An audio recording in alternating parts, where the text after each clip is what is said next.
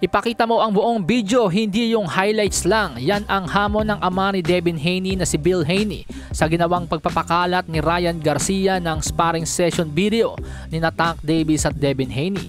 Makikita sa inilabas na video ni Ryan Garcia ang tagpi-tagpi o edited video kung saan ang highlights ay ang panggugulpe ni Tank Davis sa nooy 16 years old pa lamang na si Devin Haney. Heto po mga amigos, makikita na binubuli ni Tank Davis ang 16 anyos na si Haney. So bali kung 16 si Devin dito mga amigos, ibig sabihin 20 anyos na si Tank Davis dito at professional na.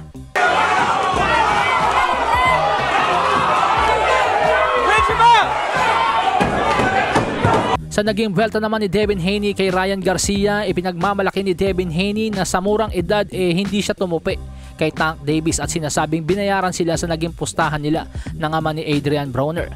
Tulad nga po ng sinasabi ni Bill Haney sa kanyang post na highlights lang daw ni Tank ang ipinakita ni Ryan Garcia, hindi daw ipinakita ni Ryan Garcia yung highlights naman ni Devin Haney kung saan nanalo sila sa pustahan.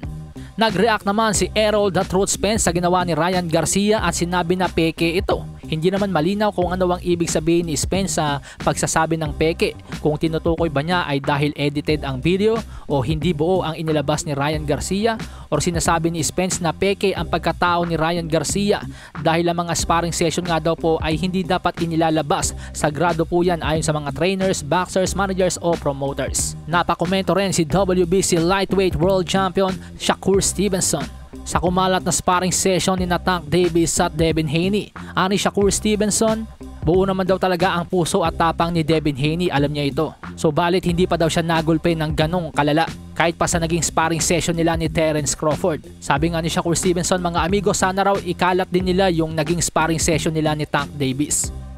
Narito naman ang ilan sa mga nagtanggol kay Devin Haney, kabilang si Marcos Villegas ng Fight Hub TV.